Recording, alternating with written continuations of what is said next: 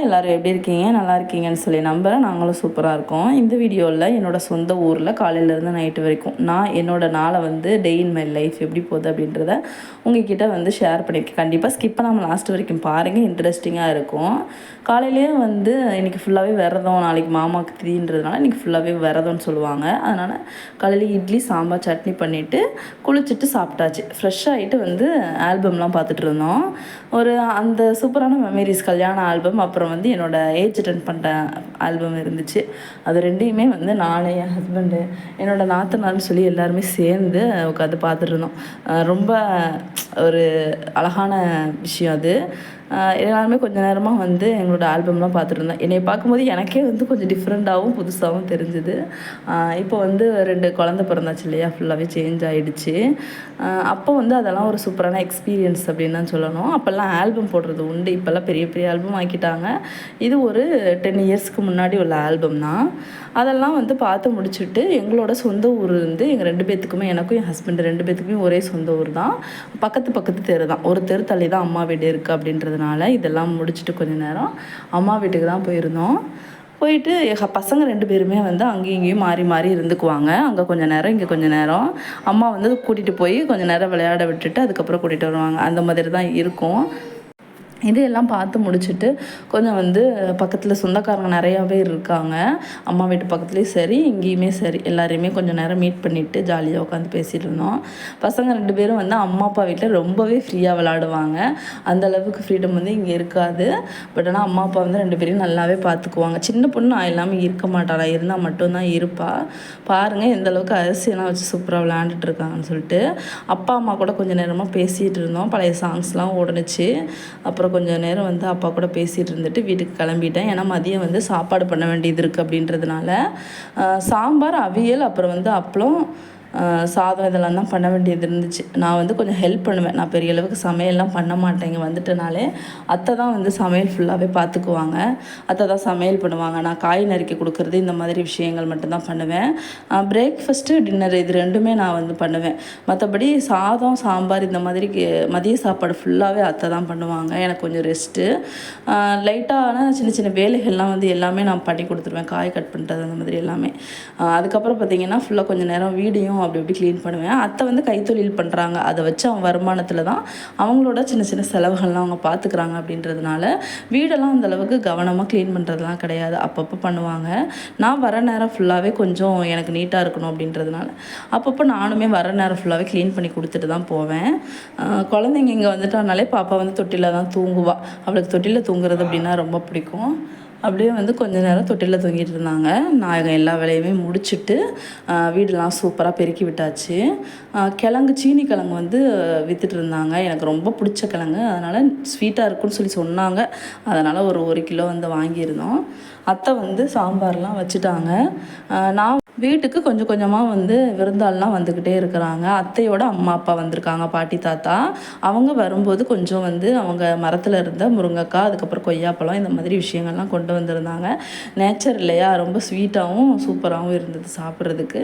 அதையெல்லாம் வந்து எடுத்து வச்சுட்டு இருந்தேன். ஏன்னா தான் வந்து நம்ம வெளிநாடு, பெங்களூர், அங்கே இங்கேன்னு எங்கே இருந்தாலும் சரி, சொந்த வீட்டில், சொந்த ஊரில் சொந்தங்களோடு இருக்கிறது அப்படின்றது ஒரு தனி ஃபீல்னு தான் நான் சொல்லுவேன். எனக்கு ரொம்ப பிடிக்கும். எல்லாருமே வந்து நல்ல கேரிங்காக ஒரு பாண்டிங் இருக்கும். அது வந்து சொல்லவே முடியாது. என்ன தான் இருந்தாலும் சொந்த ஊர் தான் பெஸ்ட் அப்படின்னு நான் எப்போதுமே, எனக்கு இங்கே ஊருக்கு வந்தேன் அப்படின்னாலே அதை தான் நினப்பேன். ஜாலியாக வந்து இப்போ எல்லாருமே சாப்பிட்டாச்சு சாப்பாடெல்லாம்.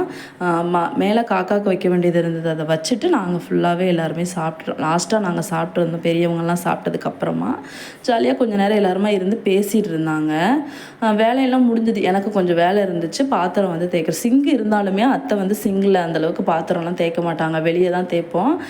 இது வந்து ஃப்ரீயாக இருக்கும் அவங்களுக்கு அப்படின்றதுனால சிங்கை வந்து யூஸ் பண்ணுறதே கிடையாது. இங்கேயே பாத்திரம் தேய்க்கிறது, துணி துவைக்கிறது இதெல்லாம் இங்கேயே தான். எனக்கு கூட இப்படி தேய்க்கிறது ரொம்ப பிடிக்கும்.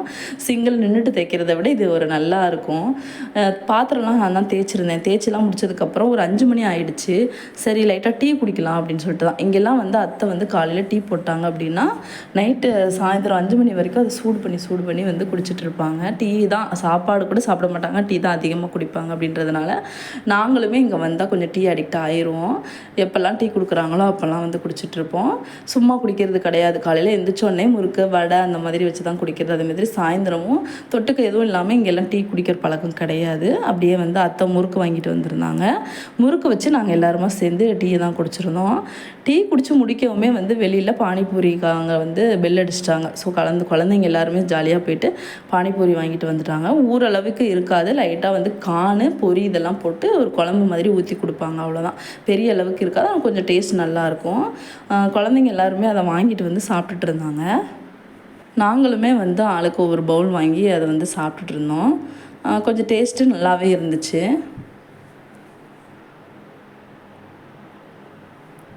இதையெல்லாம் சாப்பிட்டு முடிக்கவுமே வந்து மணி ஒரு 6 மணி ஆயிடுச்சு. 6 மணிக்கு வந்து வாசல்லாம் தொளிச்சு கோலம் போடுறதுக்கு எல்லாருமே ஸ்டார்ட் பண்ணிடுவாங்க, வேலையெல்லாம் முடிச்சுட்டு ஊரில். அதே மாதிரி நானுமே வந்து சாப்பிட்டெல்லாம் முடிச்சுட்டு வாசல்லாம் தொளிச்சு கோலம் போடுறதுக்கு ஸ்டார்ட் பண்ணிட்டேன். ஃபுல்லாக வந்து செடிக்கெலாம் தண்ணி ஊற்றுறோம். வெயில் காலமாக இருக்கிறது அப்படின்றதுனால ஃபுல்லாகவே தண்ணி தொளிச்சு விட்டோம் அப்படின்னா தான் நம்ம வந்து நைட்டு கொஞ்சம் ரிலாக்ஸாக வீட்டுக்குள்ளே தூங்க முடியும். அப்படி இல்லைன்னா அனல் வந்து ஜாஸ்தியாக இருக்கும். ஃபுல்லாகவே வந்து குளிராக இருக்கட்டும்ன்றதுனால நல்லா எல்லா பக்கமும் தண்ணி தொளிச்சு செடிக்கெலாம் வந்து நல்லா குளிர தண்ணி ஊற்றி விட்டுட்டேன். எங்கள் வீட்டில் என்ன செடியெல்லாம் இருக்குது அப்படின்னு பார்த்தீங்கன்னா, கனகாமர செடி இருக்குது, துளசி வச்சுருக்காங்க அத்தை, அப்புறம் செவ்வந்தி செடி இருக்குது. இது வந்து சீசன் அப்போ மட்டும்தான் பூக்கும். கனகாமரம் அப்பப்போ பூக்கும்போது பறித்து கட்டி வச்சுக்கலாம். நாங்கள் இல்லாததுனால பெரிய அளவுக்கு யாரும் பறிக்க மாட்டாங்க, அப்பப்போ யாராவது வந்து பறிச்சுக்குவாங்க. கற்பூரவள்ளி வந்து ஒரே ஒரு சின்ன குச்சி தான் நான் எடுத்துகிட்டு வந்து வச்சுருந்தேன். அது இப்போ நல்லாவே வந்து வளர்ந்துருக்கு. ரோஸ் எல்லாம் வைப்போம், பட் ஆனால் அதெல்லாம் அந்தளவுக்கு வராது, காஞ்சு போயிடும். செம்பருத்தி நாங்கள் எவ்வளோ ஒடிச்சு விட்டாலுமே நல்லா வந்துடும். அத்தை வந்து விளக்கெல்லாம் தைக்க வேண்டியிருந்தது, அதெல்லாம் வந்து அத்தை தேய்ச்சிட்டு. நான் வந்து பூ பறிச்சிருந்தேன் இல்லையா, அதெல்லாம் கொஞ்சம் கெட்டி வச்சுட்டேன். பாப்பாவை குளிக்க வச்சு 2 பேரையுமே வந்து பூவும் வச்சு விட்டுருந்தேன்.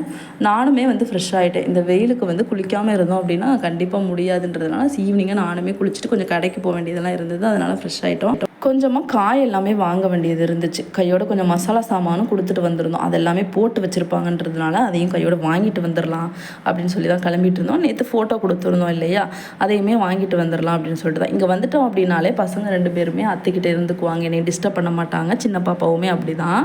அவங்க பாட்டுக்கு ஜாலியாக வந்து ரோட்டில் விளையாடுவாங்க. அது அவங்களுக்கு ரொம்ப பிடிக்கும். அங்கே அடைச்சே போட்டிருக்கிறதுனால இங்கே ஓப்பனாக ஜாலியாக விளையாடுவாங்க. நாங்கள் வந்து எல்லாத்தையும் முடிச்சுட்டு காயெல்லாம் வாங்கிட்டு வந்தாச்சு. வந்ததுக்கப்புறமா நைட்டு டின்னருக்கும் விரதம் அப்படின்றதுனால பழசெல்லாம் சாப்பிடக்கூடாது. தோசை மாவு இருந்தது, கொஞ்சமாக வந்து தேங்காய் கடலை போட்டு சட்னி தான் ரெடி பண்ணியிருந்தேன். சூப்பராக வந்து டின்னரையுமே முடிச்சிருந்தோம். கண்டிப்பாக இந்த வீடியோ உங்களுக்கு பிடிச்சிருக்குன்னு சொல்லி நம்புகிறேன். லைக் பண்ணி சப்ஸ்கிரைப் பண்ணி வச்சுக்கோங்க பிடிச்சிருந்தா. இன்னொரு அழகான வீடியோவில் பார்க்குற வரைக்கும் தேங்க்ஸ் ஃபார் வாட்சிங். பாய்.